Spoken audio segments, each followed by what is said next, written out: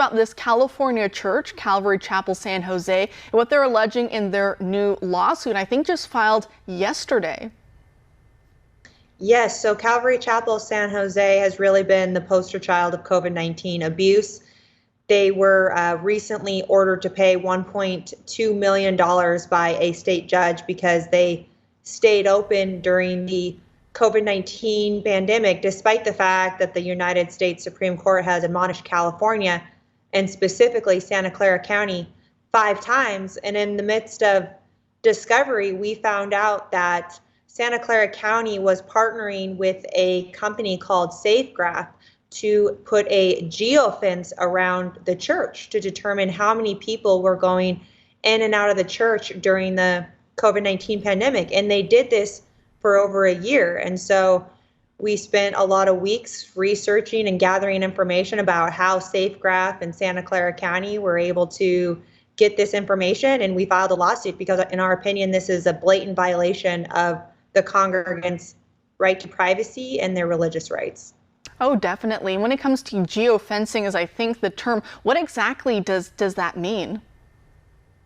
Yes, it is a very complicated, and I just want to preface this by saying that this is typically used by law enforcement to track potential criminals, and you have to get a warrant.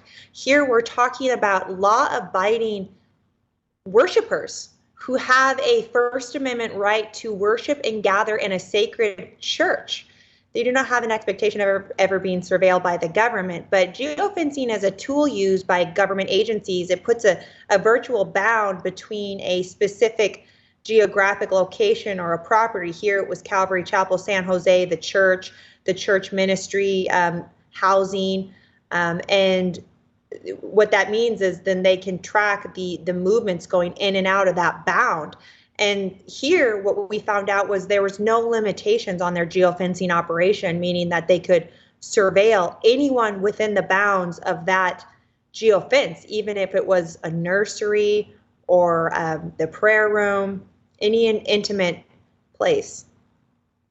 It's so scary and it is so creepy, as you're saying. So I'm glad that, this lawsuit is moving forward because this needs to be addressed, and it needs to be addressed actually yesterday. So again, kudos to you guys for going after this. But I know the company SafeGraph, I believe they're saying, hey, we weren't a part of this. Our technology is not used for that. What do you make of some of their response to what's being alleged in this lawsuit?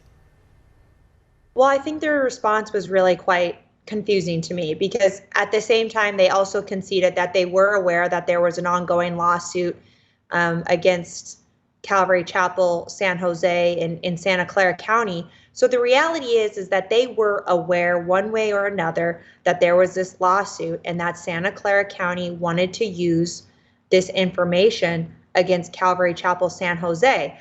They provided this data to Santa Clara County. There's no doubt about that. And so to me, I read their statement and I just found it, in my opinion, disingenuous. When it comes to some of those officials, such as the council for Santa Clara County, what were some of them saying, especially behind closed doors, about this church? Because I think some of them didn't exactly have the kindest words for these congregants. Well, here, I want to preface this by saying that Santa Clara County was the epicenter of the original lockdowns. And so I think there's a lot of skin in the game for this county. They don't want to let this church off the hook. And in my opinion, they went to drastic measures to show that this church was a large super spreader and dangerous. In my opinion, that is why they gathered this information through the geofencing operation. But to me, during the course of the pandemic, I've just seen from the county just this disdain for this church.